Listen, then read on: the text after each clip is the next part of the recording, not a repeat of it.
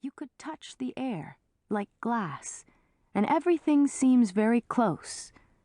I'm wearing my cap and scarf. My hands are thrust deep into my coat pockets. There's a hole in one. I can feel the lining on the inside.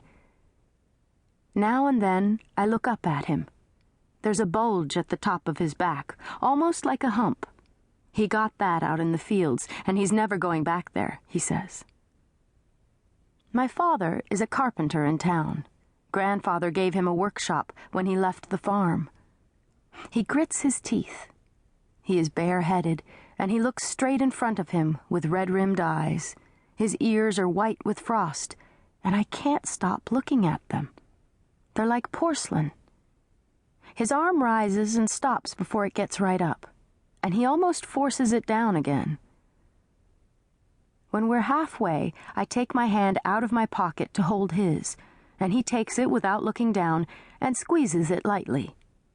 But I'm doing it because he is the one who's cold. When we pass the lions, we don't turn to look at them. He, because he's just looking straight ahead anyway, and I, because I don't want to. We're going out to the farm. My mother is there already, and my uncles and Jesper are there. And my father walks stiffly and doesn't hurry. We've come 3 kilometers from town. It's the 24th of December, and then I turn round after all. The lions lie on their plinths, covered with grayish-white shining ice. Yesterday it rained, and then came the frost, and now they are caged, and look like my father's ears, 2 porcelain lions on guard, before the avenue leading to Bankspool Manor, where Hans Christian Andersen stayed when he came as far north as this. The tall hat in the low rooms, a black streak of a man who always had to bend his head on his way in, on his way out. I try to walk faster. I'm worried about his ears. I've heard they can fall off.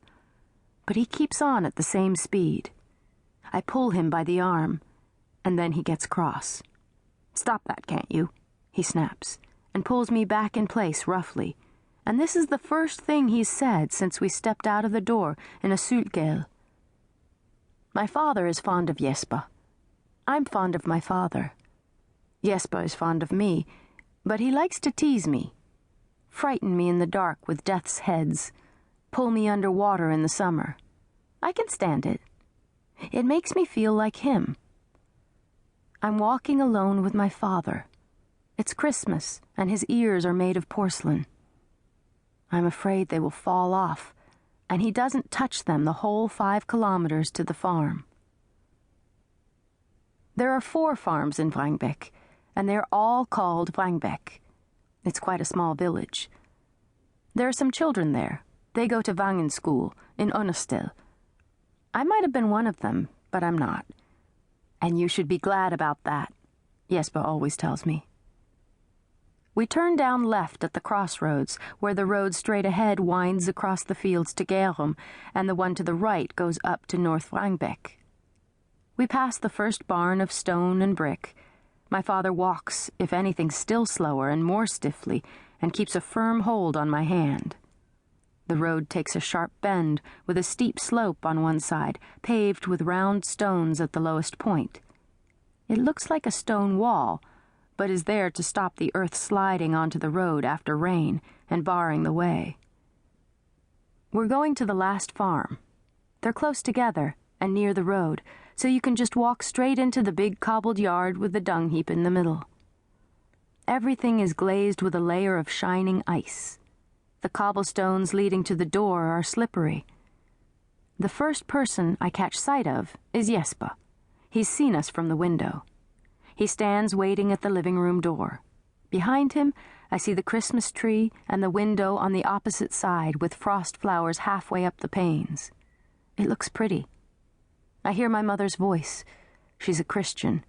Her voice is Christian. She has 1 foot on earth and 1 in heaven. Jesper smiles as if we share a secret. Maybe we do. I don't remember. My father goes straight over to the big tiled stove. It's rumbling. I can see it's hot because the air around it quivers, and I feel it on my face. And he goes so close I'm afraid he's going to press his forehead.